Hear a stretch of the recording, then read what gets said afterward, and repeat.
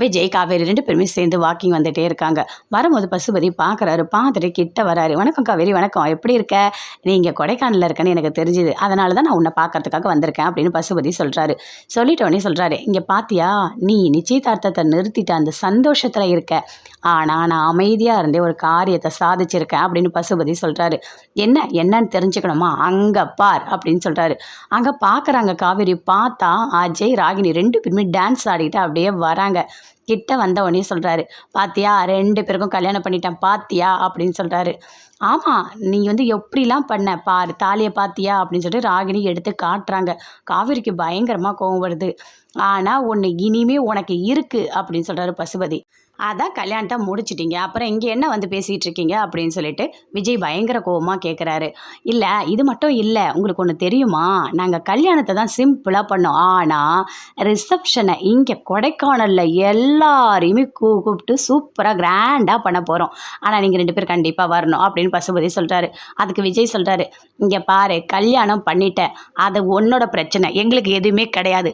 அஜய், நீ நினச்ச பொண்ணை கல்யாணம் பண்ணிட்ட, உன்னோட காதல் நிறைவேறிடுச்சு, அது போதும் சரியா?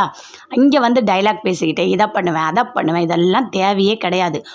போயிட்டு ரிசப்ஷன் வேலை நிறைய இருக்குது, அதை போய் பாருங்க போங்க" அப்படின்னு சொல்லிட்டு அதை கேட்டோன்னே அஜயோட அப்பா சொல்கிறாரு, "என்ன விஜய், உனக்கு கோபம் வருதா?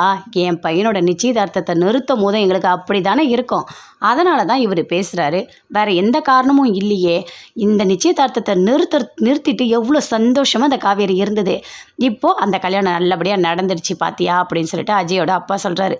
"சரி, கல்யாணம் நடந்துருச்சு, நீங்கள் போய் ரிசப்ஷன் வேலையெல்லாம் போய் பாருங்கள், இங்கே எங்ககிட்ட உட்காந்து பேசி எதுவுமே ஆக போகிறதே இல்லை, போங்க, போய் வேலை இருந்தால் போய் பாருங்கள்" அப்படின்னு சொல்லிட்டு அஜய், காவேரி 2 பேருமே வீட்டுக்கு போகிறாங்க. போனோடனே பயங்கரமாக ஃபீல் பண்ணிகிட்டு இருக்காங்க காவேரி. பார்த்தீங்களா, நான் பட்ட கஷ்டம் எல்லாமே வேஸ்ட்டாக போச்சு, இந்த கல்யாணம் நடக்கக்கூடாதுன்னு நான் நினச்சேன், கடைசியில் இந்த கல்யாணம் நடந்துடுச்சு அப்படின்னு சொல்லிட்டு பயங்கரமாக ஃபீல் பண்ணுறாங்க. "இங்கே பாரு காவேரி, இதெல்லாம் நினச்சி நீ ஃபீல் பண்ணிகிட்டு இருக்காத சரியா? அவங்க வாழ்க்கை வாழ்ந்துட்டு போட்டோம், நம்ம வாழ்க்கை வேறு, அவங்க வாழ்க்கை வேறு" அப்படின்னு சொல்லிட்டு விஜய் சொல்கிறாரு. ஏமனா ரோட்டில் நின்றுட்டு நல்லா ஐஸ் சாப்பிட்டுட்டே இருக்காங்க. அப்போ அங்கேருந்து நிவின் வராரு. ஐயோ, என்ன நிவின் வராரே, வந்தால் கண்டிப்பாக மாட்டிப்போமே அப்படின்னு சொல்லிட்டு அப்படியே பார்க்குறாங்க. வந்துட்டார். கிட்ட வந்தோடனே, "ஏய், என்ன பண்ணி வச்சிருக்க நீ" அப்படின்னு சொல்லிட்டு கோவமாக கத்துறாரு. "நான் என்ன நிவின் பண்ணேன், என்ன ஐஸ் வேணுமா என்ன" அப்படின்னு சொல்லிட்டு கேட்குறாங்க. "என்னது ஐஸா? கொஞ்சம் கூட யோசிக்கவே மாட்டியா? நான் உங்ககிட்ட என்ன சொன்னேன், இந்த கல்யாணத்தை நிறுத்தணும்னு தானே சொன்னேன், எதுக்காக நீ பொய் சொன்ன" அப்படின்னு சொல்லிட்டு நிவின் கேட்குறாரு. அதுக்கு சொல்கிறாங்க யமுனா, "ஆமாம், அதுக்கு நான் என்ன பண்ண முடியும், அவங்க லவ் பண்ணியிருக்காங்க, அவங்க கல்யாணம் நடக்கட்டும், அதை போய் நிறுத்தினா பாவம், அதனால தான் நான் நிறுத்தலை" அப்படின்னு சொல்கிறாங்க. "சரி, இதோட பின்விளைவு என்னன்னு நீ யோசிச்சு பார்த்தியா? உன்னோட அக்கா தானே காவேரி, அவள் அங்கே எவ்வளோ கஷ்டப்படுவா, அந்த ராகினி நல்ல பொண்ணே கிடையாது, வீட்டுக்குள்ளே வந்தாலே நிம்மதியே இருக்காது, இனிமேல் காவேரிக்கு எவ்வளோ பிரச்சனை வரும்னு யோசிக்கவே மாட்டியா" அப்படின்னு நிவின் சொல்கிறாரு. இல்லை, அதெல்லாம் எதுவுமே நடக்காது, கண்டிப்பாக விஜய் பார்த்துப்பாரு அக்காவை, எனக்கு நம்பிக்கை இருக்குது, அவங்க வேறு இவங்க வேறு, அவங்க ஃபேமிலி வேறு இவங்க ஃபேமிலி வேறு, நீங்கள் எதுக்கு 2த்தையும் போட்டு குழப்பிக்கிறீங்க அப்படின்னு சொல்லிட்டு கேட்குறாங்க. "இங்கே பாரு, தயவு செய்து யமுனா, நீ என்கிட்ட பேசவே பேசாத சரியா?